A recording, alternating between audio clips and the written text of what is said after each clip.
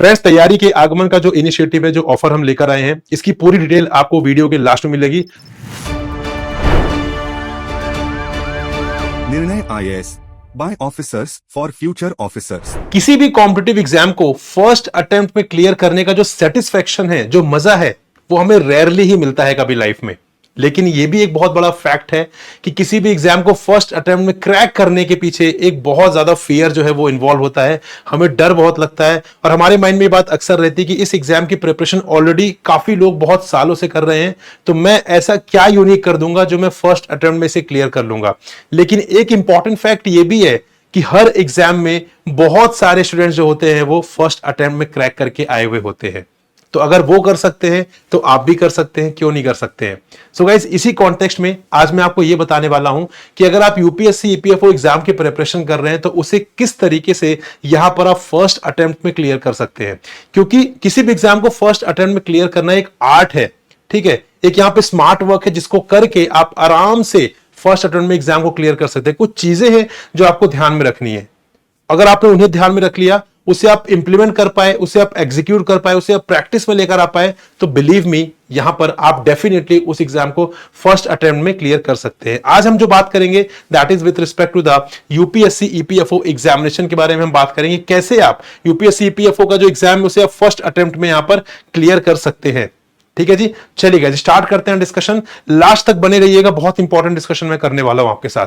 So number first चीज जो आपको यहां पर ध्यान रखना, मैं आपको 6 पॉइंट्स यहां पर बताऊंगा ऐसे जिसकी हेल्प से आप यहां पर ईपीएफओ एग्जामिनेशन को, चाहे वो ईओ को आप टारगेट कर रहे हो, चाहे एपीएफसी को टारगेट कर रहे हो, आप उसे फर्स्ट अटेम्प्ट में क्लियर कर लेंगे। राइट।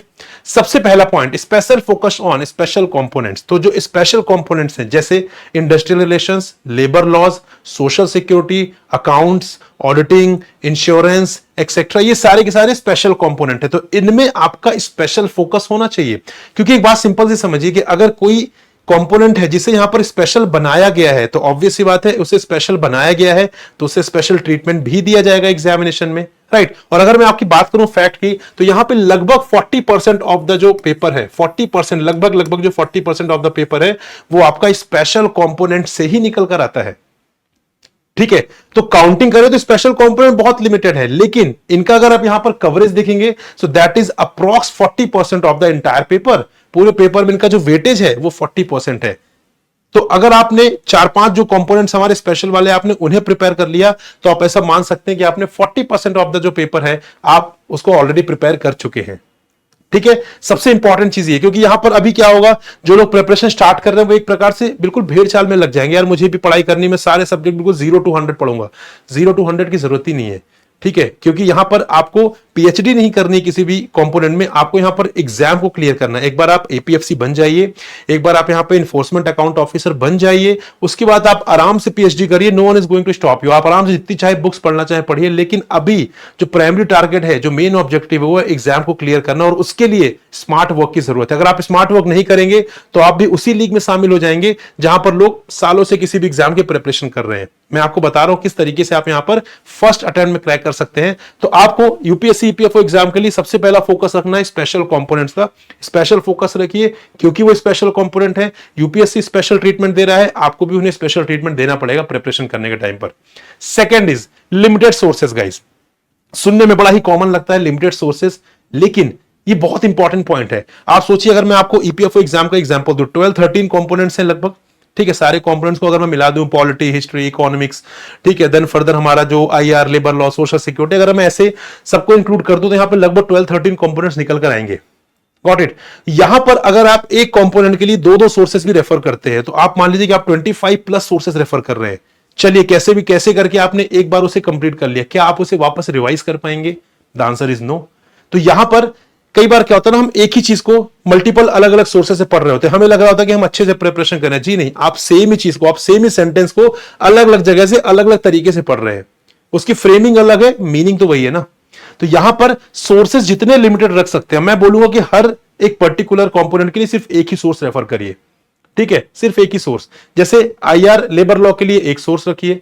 ठीक है। सोशल सिक्योरिटी के लिए एक सोर्स रखिए, अकाउंट्स के लिए एक रखिए, पॉलिटी के लिए एक, इकोनॉमी के लिए एक, हिस्ट्री के लिए एक, साइंस के लिए एक, इस तरीके से। ऐसा नहीं कि आपने यहां पर आप हिस्ट्री पढ़ने बैठे तो यहां पर आप बिपिन चंद्रा भी रेफर कर रहे हैं, ठीक है, आप स्पेक्ट्रम भी रेफर कर रहे हैं, ठीक है, आप यहां पर कोई और एनसीईआरटीज भी रेफर कर रहे हैं, आप कोई मतलब नहीं है, सारी इंफॉर्मेशन आप अलग अलग जगह से सेम इंफॉर्मेशन आप ले रहे हैं, आपका टाइम वेस्ट हो रहा है, आपके रिसोर्सेज वेस्ट हो रहे हैं। तो लिमिटेड सोर्सेज रखेंगे, जितना लिमिटेड रखेंगे उतना जल्दी सिलेबस कंप्लीट कर पाएंगे और उतना ही जल्दी उसे रिवाइज भी कर पाएंगे। रिवीजन बहुत इंपॉर्टेंट है, क्योंकि जब सिलेबस ज्यादा होता है तो रिवीजन बहुत इंपॉर्टेंट हो ही जाता है, ठीक है। Third is deep understanding. अगर आप यहां पे 2023 का पेपर ऑब्जर्व करेंगे, चाहे वो ईओ का हो चाहे वो एपीएफसी का हो, जो पेपर था वो डिफिकल्ट साइड में था, ठीक है। इसका मतलब क्या है कि आप फैक्चुअली चीजों को नहीं जा सकते, आपको एनालिटिकली भी चीजें समझ में आनी चाहिए, आपको हर कंसेप्ट के पीछे डीप अंडरस्टैंडिंग डेवलप करनी पड़ेगी। आप सिंपली यहां पर चीजों को रट्टा मार के उनको मगअप करके फैक्चुअली आप सोचेंगे यार यहां पर सिंपल ये पूछ लिया जाएगा कि इंडिया की कैपिटल क्या है, नो, यहां पर चीजें टेक्निकल पूछी जाएंगी, ठीक है। डिफिकल्टी लेवल बढ़ रहेगा समय के साथ, क्योंकि 2023 में डिफिकल्ट था, 2025 में भी एक्सपेक्टेड है कि डिफिकल्ट ही आएगा, नंबर ऑफ एप्लीकेंट्स भी ज्यादा होंगे, ठीक है जी। मैं आपको डरा नहीं रहा, मैं आपको रियलिटी बता रहा हूं ताकि आप इसे फर्स्ट अटेम्प्ट में आराम से क्रैक कर सके। तो हर सब्जेक्ट में आपको डीप अंडरस्टैंडिंग डेवलप करनी है। डीप अंडरस्टैंडिंग का मतलब आपको पीएचडी नहीं करनी है, जो भी चीज आप पढ़े उसे आप समझिए, क्योंकि एग्जाम में डायरेक्टली क्वेश्चन हो सकता है ना आए, इनडायरेक्टली आए, तो इनडायरेक्टली के लिए आपको लॉजिक तो अप्लाई करना पड़ेगा ना। तो अगर आपकी अंडरस्टैंडिंग नहीं है तो आप लॉजिक ही अप्लाई नहीं कर पाएंगे, ठीक है जी। तो डीप अंडरस्टैंडिंग पे आपको फोकस करना है सारे ही कंपोनेंट्स में। देन आता है 100% सिलेबस कवरेज। गाइस खुद से यहां पर यूपीएससी का रिप्रेजेंटेटिव मत बनिए, खुद से मत डिसाइड करिए कि यार इंडस्ट्रियल रिलेशंस यहां पे वीक कंपोनेंट है, लेबर लॉज इंपॉर्टेंट है, स्कीम्स यहां पे वीक कंपोनेंट है, labour law social security laws important है, इंश्योरेंस इंपॉर्टेंट नहीं है, अकाउंट्स इंपॉर्टेंट है, ऑडिटिंग इंपॉर्टेंट नहीं है, ये सब्जेक्ट इंपॉर्टेंट है। नो, खुद से मत करिएगा, इस खुद से यहां पर यूपीएससी का रिप्रेजेंटेटिव मत बनिए, उनकी ड्यूटी उन्हें करने दीजिए। आपका काम क्या है, आपको 100% सिलेबस कवर करना है, बस। कोई भी कंपोनेंट जो सिलेबस में मेंशन्ड है वो आपको करना है, दैट इज योर रिस्पॉन्सिबिलिटी। क्योंकि अगर आपने खुद से डिसाइड कर लिया यार ये लेस इंपॉर्टेंट है, ये मोर इंपॉर्टेंट है, कल को अगर वहां से क्वेश्चन आ गए तो आप ये क्लेम नहीं कर पाएंगे ना कि ये तो लेस इंपॉर्टेंट था, आपने कैसे पूछ लिया। भाई जो सिलेबस में है वो आ सकता है, कल तक लेस इंपॉर्टेंट था, आज वो मोस्ट इंपॉर्टेंट बन चुका है, ठीक है। तो इस पूरे कैलकुलेशन में, इस पूरे परम्यूटेशन कॉम्बिनेशन को बैठाने के बजाय आपका जो फोकस होना चाहिए वो ये होना चाहिए कि आपका जो सिलेबस है वो 100% कवर्ड रहे, सारे ही सब्जेक्ट्स। टाइम है आपके पास, आराम से प्रिपेयर करिए, लेकिन प्रिपरेशन सारे सब्जेक्ट्स की करनी है। किसी भी तरीके से कोई यहां पर डिस्क्रिमिनेशन या पार्शियलिटी नहीं करनी, कोई बायसनेस शो नहीं करनी है आपको किसी पर्टिकुलर कंपोनेंट के लिए, ठीक है जी। और ऐसा अक्सर आपने देखा होगा जब हम बचपन में स्कूल में थे या कॉलेज में थे, जो क्वेश्चन हम, जो टॉपिक हम छोड़कर जाते थे वहीं से क्वेश्चन आते थे, होता है ना ऐसा, ठीक है। तो वो चीज वापस से हो सकती है, राइट, क्योंकि हमारे माइंड में रहता है कि यार ये चीज मैंने छोड़ दी, कहीं यहीं से ना आ जाए, और वहीं से क्वेश्चन आ जाता है। जो हमारे मन में फियर होता है उसके होने की जो प्रोबेबिलिटी वो ज्यादा होती है, ठीक है। Then previous year questions guys हमेशा बहुत ही इंपॉर्टेंट है। प्रीवियस ईयर क्वेश्चंस आपको ये बताएंगे कि आपको कितनी डेप्थ में जाना है। सिलेबस आपको बताते हैं कि आपको कितना चीजें कवर करनी है, आपकी बाउंड्रीज क्या है, और उन बाउंड्रीज के अंदर आपको कितनी गहराई में जाना है, that will be told by the previous year questions. Previous year questions को रेफर करेंगे तो पहली बात तो कंसेप्ट्स रिपीट भी होते हैं, ठीक है, बट मैं रिपीटेशन के लिए मैं नहीं बोल रहा हूं, मैं बोल रहा हूं आपको यह पता चलेगा कि प्रीवियस ईयर पेपर में किसी भी तरीके के किसी भी कंसेप्ट को कितनी डेप्थ में कवर करना है। और जब आप पीवाईक्यूज रेफर करते हैं ना, तो पता है आप क्या करते हैं, आप सामने वाले का माइंडसेट पढ़ रहे होते हैं।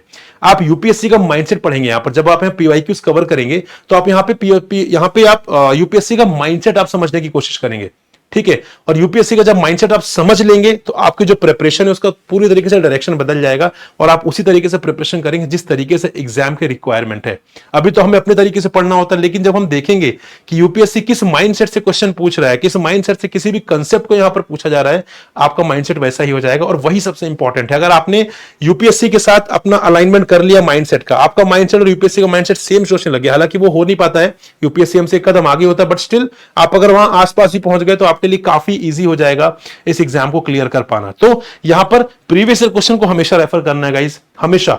एक आध दो टॉपिक छोड़ना है वो छोड़ दीजिए, लेकिन पीवाईक्यूज मत छोड़कर जाइए, पीवाईक्यूज अटेम्प्ट करिए, पीवाईक्यूज हमेशा अपने पास रखिए। कोई भी टॉपिक खत्म करेंगे पीवाईक्यूज रेफर करिए, यहां से कितने क्वेश्चंस आए हैं, कौन से क्वेश्चंस आए हैं, किस टाइप के क्वेश्चंस आए हैं, कितनी डेप्थ में क्वेश्चंस आए हैं, सब कुछ आपको प्रॉपर आपके टिप पर होना चाहिए, ठीक है।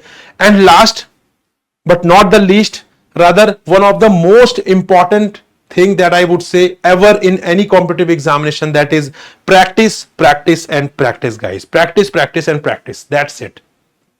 हम जब कोई कंसेप्ट पढ़ते हैं ना, हमें लगता है बस हमें समझ आ गया अभी, अब पूछो हमसे क्या पूछना है, लेकिन जब एग्जाम में सेम कंसेप्ट हमारे पास 4 ऑप्शंस के साथ आता है, तो फिर हम कंफ्यूज हो जाते हैं, यार ऑप्शन नंबर ए भी लग रहा है, ऑप्शन नंबर बी भी लग रहा है, ऑप्शन नंबर सी भी ठीक लग रहा है, चलो डी इनकरेक्ट है, लेकिन ए बी सी में कंफ्यूजन है। क्यों कंफ्यूजन है? क्योंकि आपने प्रैक्टिस नहीं की है। ठीक है, और प्रैक्टिस करने का सिर्फ ये मतलब नहीं होता कि बस आपको नाम के लिए प्रैक्टिस करनी है। आपको मॉक्स सिर्फ इसलिए नहीं देने कि आपको किसी ने बताया था कि मॉक्स देने, नो, आप मॉक्स देंगे, आपको मॉक्स देने के साथ साथ यहां पे अपनी एक स्ट्रैटेजी भी बनानी है। तो एक सबसे पहली फैक्ट बात है कि मॉक्स आप देते हैं तो आप यहां पे आपके जो कंसेप्ट उसे आप रिटेन करते हैं। ठीक है, क्योंकि आप जब मॉक्स को रिवाइज कर रहे होते हैं वहां पे आपका रिटेंशन पावर बढ़ता है, नंबर फर्स्ट। नंबर सेकंड, जब आप मॉक्स देते हैं ना, आप बहुत सारी स्ट्रैटेजीज बनाते हैं। जैसे मैं पेपर 3 अलग अलग राउंड्स में अटेम्प्ट करूंगा। पहले मैं जाऊंगा जो मैं जिसके लिए मैं 100% श्योर हूं, मैंने वो क्वेश्चन अटेम्प्ट करूंगा। सेकंड राउंड में जाऊंगा जहां पर मैं 50-50 के और डायलेमा में हूं, 50-50 की प्रोबेबिलिटी है, वो क्वेश्चंस भी मैं अटेम्प्ट करूंगा। और थर्ड स्टेज में मैं जाऊंगा अगर मेरे फर्स्ट 2 स्टेजेस में, फर्स्ट 2 राउंड्स में क्वेश्चन के नंबर्स बहुत ज्यादा अटेम्प्ट नहीं हुए हैं तो मैं थर्ड राउंड के लिए जाऊंगा। अगर हो गया तो थर्ड राउंड के लिए नहीं जाऊंगा, जहां पर मुझे यहां पर 3 आउट ऑफ 4 मुझे 3 ऑप्शंस में से कहीं ना कहीं कंफ्यूजन है, मैं उसके लिए भी जाऊंगा। ठीक है, तो इस तरीके से आप स्ट्रैटेजी बनाते हैं। फिर आपका गेस वर्क कितना काम कर रहा है, आपके गेस वर्क में कितनी एक्यूरेसी है। ठीक है, आप जो सोचकर वहां पे अटेम्प्ट करते हैं वो कितना एक्यूरेट बैठता है। कोई क्वेश्चन आपने गलत किया तो क्यों गलत किया है, आप क्या सोच रहे थे और एक्चुअल में आंसर क्या है। ये सब कहां सीखेंगे? एग्जाम हॉल में नहीं, ये सब सीखना है घर पर प्रैक्टिस करते टाइम गाइस। ठीक है, प्रैक्टिस करिए, जितने ज्यादा मॉक्स दे सकते हैं उतने ज्यादा मॉक्स दीजिए। और मॉक्स सिर्फ देने के लिए मत दीजिए, मॉक्स देने के बाद 2 घंटे में मॉक्स दे रहे हैं तो उसको कम से कम 3 से 4 घंटे में एनालाइज करिए, एक एक क्वेश्चन एनालाइज करिए, उसके पीछे आपने क्या लॉजिक लगाया था और एक्चुअल में क्या लॉजिक है, वो सारी चीजें। बिलीव मी, आपने ये कर लिया ना, आपका जो कॉन्फिडेंस लेवल है एग्जामिनेशन में वो तो ऑलरेडी बहुत हाई रहेगा, और आप जो गलत चीज भी अटेम्प्ट कर रहे होंगे वो भी सही हो जाएगी। गाइस, एग्जामिनेशन में कॉन्फिडेंस का बहुत इंपॉर्टेंट रोल रहता है, यहां पर जो प्ले होता है। अगर आप कॉन्फिडेंट नहीं है, ठीक है, तो आपसे जो सही कंसेप्ट है वो भी आप गलत कर देंगे, लेकिन अगर आप कॉन्फिडेंट हैं तो गलत क्वेश्चन भी आपका सही हो जाएगा। राइट, तो उस कॉन्फिडेंस के लिए आपको यहां पर प्रैक्टिस करना बहुत ज्यादा जरूरी है। राइट, सो गाइज, ये वो 6 पॉइंट्स है जो अगर आप इन्हें इंप्लीमेंट कर लेते हैं, अगर आप अपनी प्रिपरेशन में इनको इनकॉर्पोरेट कर लेते हैं, then believe me, there is a very high probability that you are going to crack the UPSC EPFO examination in very first attempt. Right, but यहां पे एक चैलेंज ये कि 12-13 कंपोनेंट्स हैं आपके, काफी ज्यादा कंपोनेंट है। ठीक है, अगर आप प्रिपरेशन आपने पहले से नहीं की हुई तो आपको डिफिकल्टी जाएगी सारी चीजें पढ़ना, वो भी यूपीएससी एग्जाम कंडक्ट कर रहा है। ठीक है, तो यूपीएससी थोड़ा सा टेक्निकलिटीज के लिए जाना भी जाता है, सिंपल फैक्चुअल क्वेश्चंस के पूछे जाने की प्रोबेबिलिटी कम है, आपको सारे रिसोर्सेज अरेंज करने हैं। ठीक है, सारा रिसर्च करना है, टॉपिक्स फिल्टर आउट करने हैं, प्रैक्टिस करनी है, स्ट्रैटेजी बनानी है, होता है। तो यहां पर इस चीज के लिए हम आपकी हेल्प कर रहे हैं गाइस, आपके लिए हम यहां पर लेकर आए हैं यूपीएससी को डेडिकेटेड ईपीएफओ का बैच है, कॉम्प्रिहेंसिव कोर्स भी है और साथ ही साथ हमारा स्पेशल सब्जेक्ट वाला कोर्स भी। हो सकता है कि आप लोगों का जीएस पोर्शन कंप्लीट हो क्योंकि आप डिफरेंट एग्जाम्स की प्रिपरेशन कर रहे हो। स्पेशल सब्जेक्ट का एक डेडिकेटेड कोर्स है जहां पर IR, labour law, social security, accounts, auditing, insurance सारा मिल जाएगा आपको। और एक हमारा कॉम्प्रिहेंसिव कोर्स भी है जहां पर जो लोग कभी जिन्होंने प्रिपरेशन नहीं की, फर्स्ट टाइम प्रिपरेशन करना चाहते हैं या वो पूरे कोर्स के प्रिपरेशन करना चाहते हैं तो वो कॉम्प्रिहेंसिव कोर्स भी अवेल कर सकते हैं गाइस। दोनों के लिए बेसिकली भी यहां पर जो लिंक है वो डिस्क्रिप्शन में दिया हुआ है, और दोनों को अवेल करने के लिए आपको कोड यूज करना है प्रकाश, ताकि आप मैक्सिमम डिस्काउंट जो है वो अवेल कर सकें। क्योंकि गाइस होता क्या है ना, जब हम प्रिपरेशन करते हैं तो कहीं ना कहीं हमारे माइंड में ये चीज होती है, यार हमें बेस्ट कोर्स तो चाहिए लेकिन अफोर्डेबल प्राइस में चाहिए। क्योंकि अभी प्रिपरेशन टाइम पर जो हमारी फाइनेंशियल जो फाइनेंशियल जो हमारी पावर होती है थोड़ा सा वीक होती है ना। जब मैं भी प्रिपरेशन करता था सिविल सर्विसेज की, तब मुझे भी लगता था यार बेस्ट कोर्स मिल जाए अफोर्डेबल प्राइस में, एंड इसीलिए through this code basically we are trying every possible way to make the course more affordable for you, और this is one such effort जो हम आपके लिए प्रोवाइड कर रहे हैं। The link of the course is given in the description, वहां पर जाइए, लिंक पर क्लिक करिए, डेमो क्लासेस देखिए, नोट्स रेफर करिए। ठीक है, फैकल्टी के बारे में पढ़िए, उसके बाद यहां पर आप चाहे तो एनरोल कर सकते हैं अगर आप यहां पे सीरियस हैं तो, सीरियसली प्रिपरेशन करना चाहते हो कि यहां पर आप एक्सपर्ट्स के साथ जुड़ेंगे गाइस। ठीक है, अभी मैं आपको बताता हूं एनरोल कैसे करना है। साथ ही साथ अगर आप यहां पे रेगुलेटरी बॉडी एग्जाम्स की भी प्रिपरेशन कर रहे हैं, जैसे आरबीआई, सेबी, नबार्ड, पीएफआरडी, आईएफएससी, सिडबी, सारे एग्जाम्स हो गए, यहां पर भी हम आपके लिए एक डेडिकेटेड सुपर पैक लेकर आए हैं। क्यों? क्योंकि बात करें आरबीआई, नबार्ड, सेबी, पीएफआरडीए, आप इन सारे एग्जाम्स के लिए अलग अलग सब्सक्रिप्शन लेते हैं, लेकिन द रियलिटी इज कि यहां पर इन सब के बीच में एक बहुत बड़ा ओवरलैप है गाइस। और अगर ओवरलैप है तो फिर आपको अलग अलग कोर्स के एनरोलमेंट की जरूरत नहीं है। ठीक है, एक छोटे से प्रिपरेशन के साथ आप यहां पर दूसरा एग्जाम भी प्रिपेयर कर लेंगे। जैसे मैं बात करूं आरबीआई, अगर आपने आरबीआई की प्रिपरेशन की है तो फिर यहां पे नबार्ड के लिए आपको सिर्फ एक मेजर कंपोनेंट पढ़ना है, agriculture and rural development, rest of the syllabus would be same. तो क्या इसके लिए नबार्ड का अलग से कोर्स लेना पड़ेगा?